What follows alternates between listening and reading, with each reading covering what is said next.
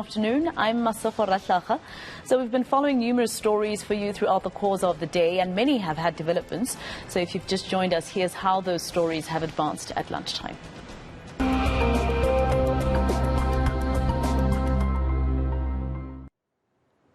We have our eNCA reporters, Pule Letshwiti-Jones. We have Silindelo Masikane as well as Aviwe Mtila. Aviwe, let me start with you. Unions rejecting Transnet's latest offer of 4.5%. This, of course, means more devastating impact on the economy when it comes to imports and exports, since it's been about a week-long strike now. What is the way forward? Well, Masego, you can expect those strikes and picketing outside Transnet offices to continue indefinitely at this stage, as we do understand that the negotiations came to a deadlock around 11 p.m. last night. So no negotiations taking place at this time. But in fact, I've been visiting a number of unions who are having their backroom discussions as to what happens going forward. We do understand that Transnet has offered a 4.5% wage increase from the 1st of October, and then for the next 2 years, a 5.3% wage increase, which has been declined. And the union saying that they wanted at least an inflation-related wage increase, while the worker on the ground will tell you that they want a double-digit increase. While all of this is happening, there are 30,000 jobs that are being threatened by the ongoing strike, and you do know that will add to the ballooning unemployment figures, which is already skyrocketing. In fact, I want you to take a listen to the General Secretary of SADAW, just in a conversation that we had a bit earlier on around the offer on the table from Transnet. We've got the highs and the lows. Some of us, some of you in this room, we did not sleep very well for the past week. Ever since the strike had started, we've been working with Transnet, and I've noted the CEO of Transnet, Meposhia, who is here, trying to look at how we could resolve some of that logjam so that indeed the ports and rail can become functional. We continue to engage. Yesterday morning we were engaging with Labour. In the evening we also had another meeting with industry and the Board of Management of Transnet to take stock of what is happening, but also what we need to do going forward. We do so because we appreciate the role that agriculture plays in our economy, not only in terms of its contribution to the GDP, but also in terms of job creation, as the President had just said. We tried to resolve the current strike. Unfortunately, the employer came back to us and offered us 4.5%. As SATA, we are rejecting that offer because it's below the inflation rate. You must understand that the members that we are representing, they are also part of the community. The increase of petrol and food is affecting them. And we are trying our level best to meet the employer halfway, despite the fact that our members have requested us to have 2 digits. The 4.5 is not going to assist our members going forward. Right, let's go to Pule now, who has been with Gauteng Police Commissioner Elias Mawela and other top officials during Operation Okai Molao in the province. Now, Pule, something big came out of today's activities, of course, with the General updating that a former SAPS official has been arrested in connection with the gang rape of those 8 women in Krugersdorp back in July. When exactly was she arrested, Pule, and what kind of crime busts have police managed to do so far? Definitely, from what we understand, is that she was arrested just a few days ago, and she appeared before the Krugersdorp Magistrate Court yesterday, where she was released on warning, but is expected to appear again at the Krugersdorp Magistrate Court on the 28th of this month in October. She's facing charges of theft and, of course, defeating the ends of justice, like you've just mentioned. This in relation to the incident that happened on in July in relation to the young women who were gang raped and believed to be by, of course, some of the illegal minors around the area of Krugersdorp.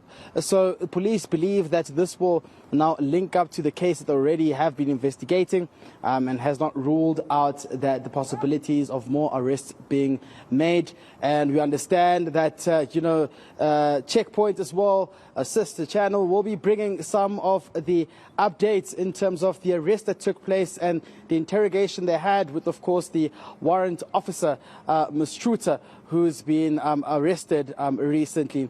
And the provincial commissioner, Mr. Elias Mawela, saying that this, of course, is part and parcel of their operations, working in hand with the intelligentsia they've been receiving in relation to some of the operations that are happening around here, whereby Zamazamas have been allegedly involved. But let's just take a listen to what the provincial commissioner had to say earlier on. Yeah, definitely, if we leave no stone unturned and nobody is above the law, irrespective of the status you hold in the community, should you cross the line, the laws of this country will be applied and you will be dealt with. So you can't confirm it's a former SAPS official? No, he is. She is the former. Yeah, she has been with us for some time. And then she resigned, yes. How long? I think, if I'm not sure, 2-3 years ago.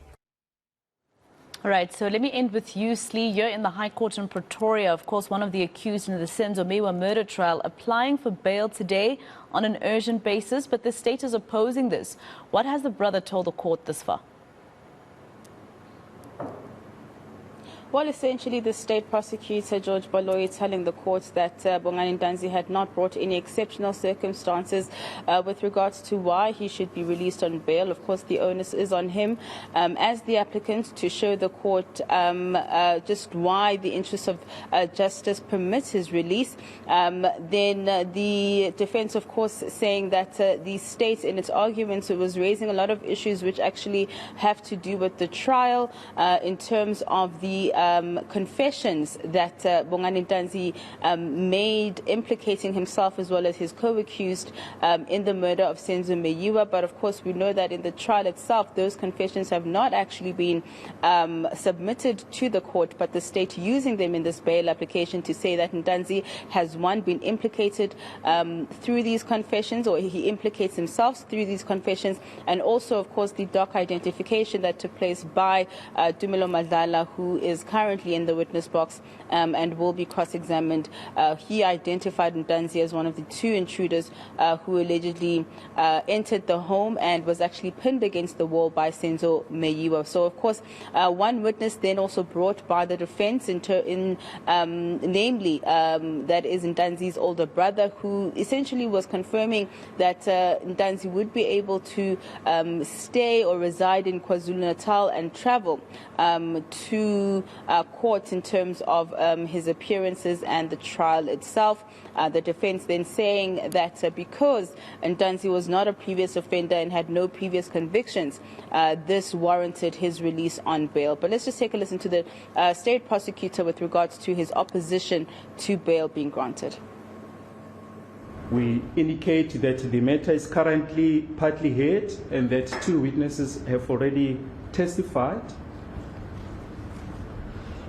We point out, my lord, that the first witness, was Sergeant Musia, who is a forensic field worker, and he testified about the exhibits that were found on the scene and which were collected, packaged, and dispatched to the forensic science laboratory.